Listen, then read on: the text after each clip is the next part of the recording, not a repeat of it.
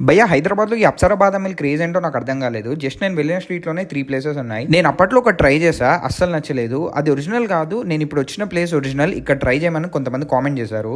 కొంతమంది ఇన్ఫ్లుయెన్సర్స్ ఇది ఒరిజినల్ అన్నారు, అండ్ కొంతమంది ఏమో నేను లాస్ట్ టైం వెళ్ళిన ప్లేస్ ఒరిజినల్ అన్నారు. షాప్ అతనే అడిగితే క్యూఆర్ కోడ్ స్కాన్ చేయండి, మాదే ఒరిజినల్ అన్నాడు. క్యూఆర్ కోడ్ స్కాన్ చేస్తే 10 మినిట్స్ వెయిట్ చేసాం, అయినా ఏం పేజ్ ఓపెన్ అవ్వలేదు. ఎనీవే అవన్నీ మనకు అవసరం లేదు, టేస్ట్ బాగుంటే చాలు. అండ్ బాదం మిల్క్ ప్రైస్ వచ్చేసి 70 రూపీస్. అన్ని ప్లేసెస్లో సేమ్ ప్రాసెస్ అనుకుంటా. కింద కోవా, తర్వాత పైన బాదం మిల్క్ పోసి దానిపైన కోవా పెట్టి బాదం టాపింగ్స్ వేసాడు. ఫైనలీ టేస్ట్ అయితే నాకు అస్సలు నచ్చలేదు. ఆ కోవా అయితే అసలు కోవాలానే లేదు, ఏదో పిండి తింటున్నట్టుంది, అసలు ఫ్లేవర్ లేదు. జనాలు ఎలా తాగుతున్నారేమో నాకైతే అసలు అర్థం కాలేదు. నెక్స్ట్ కాజు పిస్తా మిల్క్ తీసుకున్నా.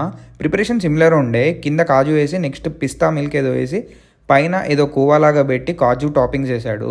దీని టేస్ట్ అయితే నెక్స్ట్ లెవెల్, వేరే లెవెల్ కాదు, కానీ పర్లేదు, బాగానే ఉంది. ఓవరాల్ పైన కాజు అండ్ బాదం టాపింగ్స్ తప్ప నాకైతే అసలు ఏం నచ్చలేదు. నా ఒపీనియన్